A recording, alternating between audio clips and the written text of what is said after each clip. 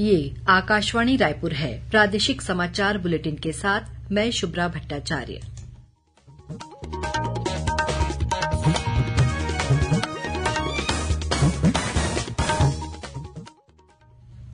और अब पेश है आज के मुख्य समाचार।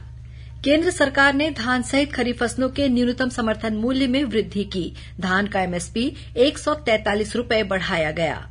प्रदेश में राजनीतिक गतिविधियां तेज हुई। कांग्रेस ने बिलासपुर में संभागीय सम्मेलन किया, तो वहीं अकलतरा में हुए भाजपा के कार्यक्रम में 100 से अधिक लोगों ने पार्टी की सदस्यता ली। छत्तीसगढ़ के जंगलों में हाथियों की आवाजाही की हाईटेक मॉनिटरिंग के लिए Chhattisgarh elephant tracking and alert app विकसित किया गया है। और आगामी 24 घंटों के दौरान प्रदेश के रायपुर, दुर्ग, राजनांदगांव सहित 6 अन्य जिलों के कुछ स्थानों पर लू चलने की चेतावनी दी गई।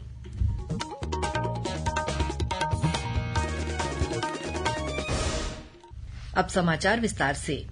आर्थिक मामलों की केंद्रीय मंत्रिमंडलीय समिति ने आज विपणन सत्र 2023-24 के लिए सभी अनिवार्य खरीफ फसलों के न्यूनतम समर्थन मूल्य एमएसपी में वृद्धि को मंजूरी दे दी है। धान का समर्थन मूल्य 143 रुपये की वृद्धि की गई है। इस तरह धान सामान्य का न्यूनतम समर्थन मूल्य बढ़कर 2183 रुपये, वहीं धान ग्रेड ए का एमएसपी बढ़कर 2203 रुपये हो जाएगा।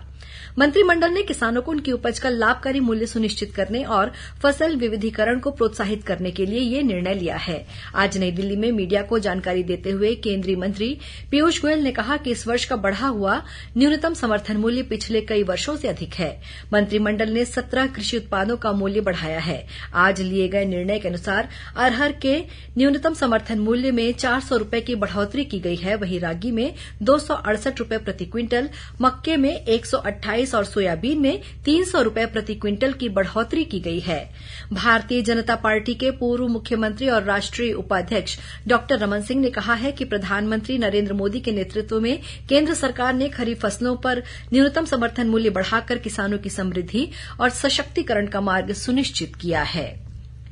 केंद्र सरकार ने देशभर में 2000 प्राथमिक कृषि ऋण समितियों को प्रधानमंत्री भारतीय जन औषधि केंद्र खोलने की अनुमति दे दी है। ये निर्णय नई दिल्ली में केंद्रीय रसायन और उर्वरक मंत्री मनसुख मांडविया और सहकारिता मंत्री अमित शाह की बैठक में लिया गया। इस वर्ष अगस्त तक 1000 और दिसंबर तक 1000 और जन औषधि केंद्र खोले जाएंगे। अब तक देशभर में 9400 से अधिक जन औषधि केंद्र खोले जा चुके हैं।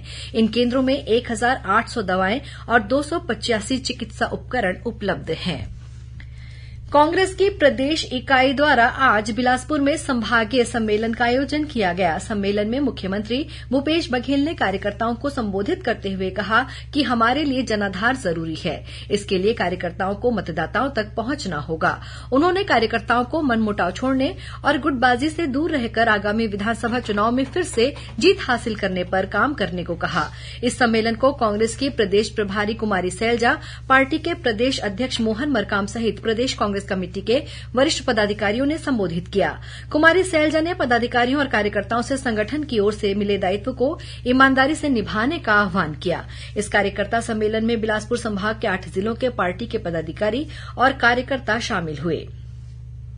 कल 8 जून को कांग्रेस द्वारा दुर्ग में संभागीय सम्मेलन का आयोजन किया जाएगा। इस सम्मेलन में अखिल भारतीय कांग्रेस कमेटी के सचिव और प्रदेश प्रभारी डॉक्टर चंदन यादव भी शामिल होंगे। भारतीय जनता पार्टी के प्रदेश सह प्रभारी नितिन नबीन अपने जांजगीर चांपा प्रवास के दौरान आज अकलतरा पहुंचे। इस दौरान उन्होंने संयुक्त मोर्चा की बैठक ली। इस दौरान विधानसभा के पूर्व अध्यक्ष गौरीशंकर अग्रवाल, सांसद गुहाराम अजगले, अकलतरा विधायक सौरभ सिंह मौजूद थे। इस अवसर पर 100 से अधिक लोगों ने भाजपा की सदस्यता ग्रहण की। बाद में मीडिया से बातचीत में श्री नबीन ने कहा कि केंद्र सरकार ने गरीबों के लिए ऐसी कई योजनाएं बनाई हैं जिससे गरीबों की जिंदगी संवर गई है। उन्होंने कहा कि भाजपा कार्यकर्ता इन दिनों केंद्र सरकार की योजनाओं को जन जन तक पहुंचाने का काम कर रहे हैं। श्री नबीन आज सक्ती जिले के जयजयपुर का भी दौरा कर रहे हैं। इस बीच भाजपा के प्रदेश अध्यक्ष अरुण साव महाजनसंपर्क अभियान के तहत 2 दिन के प्रवास पर बस्तर पहुंचे। इस मौके पर उन्होंने कहा कि प्रधानमंत्री नरेंद्र मोदी के नेतृत्व में केंद्र की एनडीए सरकार का बीते 9 वर्ष का कार्यकाल भारत के लिए युग परिवर्तनकारी रहा है। पटवारियों की हड़ताल के मद्देनजर छत्तीसगढ़ सरकार ने अत्यावश्यक सेवा संधारण अधिनियम एस्मा लागू कर दिया है।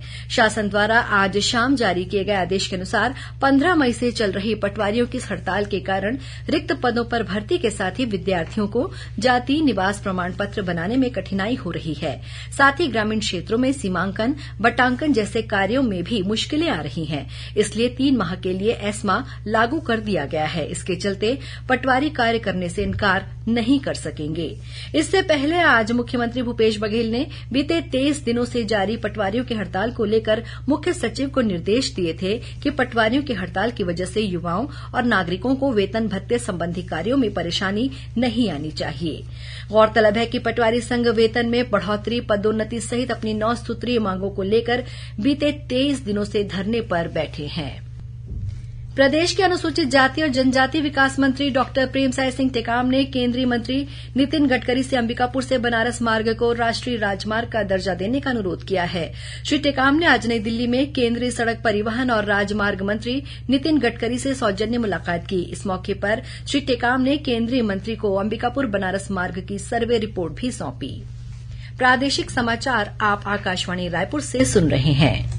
छत्तीसगढ़ की खबरों से है आपका वास्ता और खबरों की विश्वसनीयता से है हमारा वास्ता। आकाशवाणी समाचार रायपुर के प्रादेशिक समाचार बुलेटिन के साथ ही हमारे समसामयिक कार्यक्रम आप रेडियो के अलावा अपने मोबाइल पर भी सुन सकते हैं। आकाशवाणी समाचार फेसबुक, ट्विटर और यूट्यूब पर भी उपलब्ध है। हमारा Facebook page Chhattisgarh news on AIR, Twitter handle CGAIR news और हमारा यूट्यूब चैनल है छत्तीसगढ़ AIR न्यूज। तो अब रेडियो के साथ ही आपके मोबाइल के जरिए भी हम पहुंच रहे हैं आप तक। छत्तीसगढ़ की हर खबर के लिए सुनते रहिए आकाशवाणी समाचार।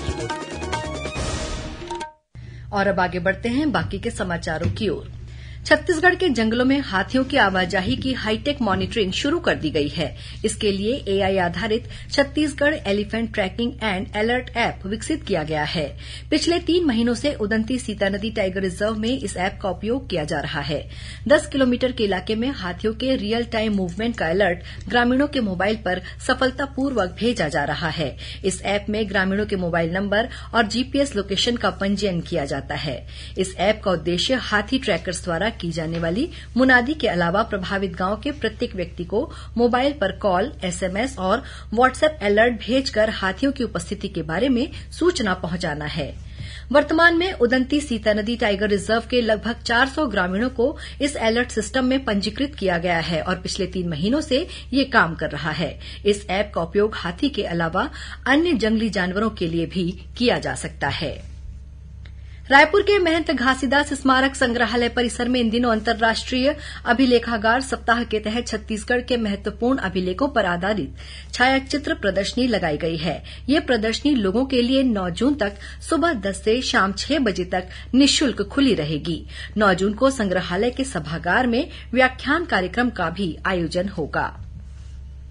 रायपुर के पंडित रविशंकर शुक्ल विश्वविद्यालय में कल 8 जून से जनजातीय पारंपरिक सांस्कृतिक जीवन शैली पर शोध संगोष्ठी का आयोजन किया जाएगा। इसमें देश भर के जनजातीय संस्कृति से जुड़े अनुसंधानकर्ता शामिल होंगे। संगोष्ठी में जनजातीय पारंपरिक सांस्कृतिक जीवन शैली, समकालीन परिदृश्य, संरक्षण के प्रयास और संभावनाएं विषय पर चर्चा होगी। 3 दिवसीय इस संगोष्ठी का समापन 10 जून को होगा। और अब पेश है मौसम का हाल। मौसम विभाग ने आगामी 24 घंटों के दौरान प्रदेश के जांजगीर चांपा, रायगढ़, महासमुंद, बलौदाबाजार, कांकेर, राजनांदगांव, रायपुर, दुर्ग और बेमेतरा जिलों के 1-2 स्थानों पर लू चलने की चेतावनी दी है। इधर केरल में अगले 48 घंटों के दौरान मानसूनी गतिविधियों की शुरुआत होने के लिए परिस्थितियां अनुकूल हो रही हैं, जिससे जल्द ही देश में मानसून के दस्तक देने की संभावना है। राज्य सरकार की मुख्यमंत्री मितान योजना लोगों के लिए लाभकारी और सहायक सिद्ध हो रही है। इससे लोगों को घर बैठे ही अपने जरूरी प्रमाण पत्र और दस्तावेज बनकर मिल रहे हैं। इसी कड़ी में रायगढ़ नगर निगम क्षेत्र में कबीर चौक निवासी ओम प्रकाश अग्रवाल ने राशन कार्ड बनवाने 14545 पर कॉल कर 5 जून को दस्तावेज दिया और आज 7 जून को उनका कार्ड तैयार हो गया, जिसे देने कलेक्टर तारण प्रकाश सिन्हा खुद मितान बनकर पहुंचे। गौरतलब है कि रायगढ़ निगम क्षेत्र में मितान योजना के तहत निराकृत किया गया ये 5500वां प्रकरण था। और अब कुछ खबरें संक्षेप में।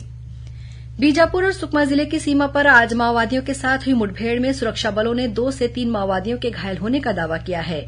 यह मुठभेड़ तर्रेम थाना क्षेत्र के छिटवाई के जंगलों में हुई है। छत्तीसगढ़ महिला आयोग की अध्यक्ष डॉक्टर किरणमयी नायक और सदस्य बालो बघेल ने कोंडागांव में महिला उत्पीड़न से संबंधित 14 प्रकरणों पर जन सुनवाई की। रायपुर में सड्डू स्थित आईटीआई में 12 जून को रोजगार मेले का आयोजन किया जाएगा और महासमुंद जिले में भूसे की बोरियों के नीचे छिपाकर ले जाए जा रहे करीब 1.25 करोड़ रुपए के 5 क्विंटल गांजे को सिंघोड़ा थाना पुलिस ने रेहटीखोल के पास घेराबंदी कर बरामद किया है। इस मामले में दिल्ली और उत्तर प्रदेश के 2 अंतर्राज्यीय तस्करों को गिरफ्तार किया गया है। अंत में मुख्य समाचार एक बार फिर। केंद्र सरकार ने धान सहित खरीफ फसलों के न्यूनतम समर्थन मूल्य में वृद्धि की। धान का एमएसपी 143 रुपए बढ़ाया गया। प्रदेश में राजनीतिक गतिविधियां तेज हुई। कांग्रेस ने बिलासपुर में संभागीय सम्मेलन किया तो वहीं अकलतरा में हुए भाजपा के कार्यक्रम में 100 से अधिक लोगों ने पार्टी की सदस्यता ली। पटवारियों की हड़ताल के मद्देनजर छत्तीसगढ़ सरकार ने अत्यावश्यक सेवा संधारण अधिनियम एस्मा लागू कर दिया है और आगामी 24 घंटों के दौरान प्रदेश के रायपुर, दुर्ग, राजनांदगांव सहित 6 अन्य जिलों के कुछ स्थानों पर लू चलने की चेतावनी। इसी के साथ प्रादेशिक समाचार बुलेटिन समाप्त हुआ। नमस्कार।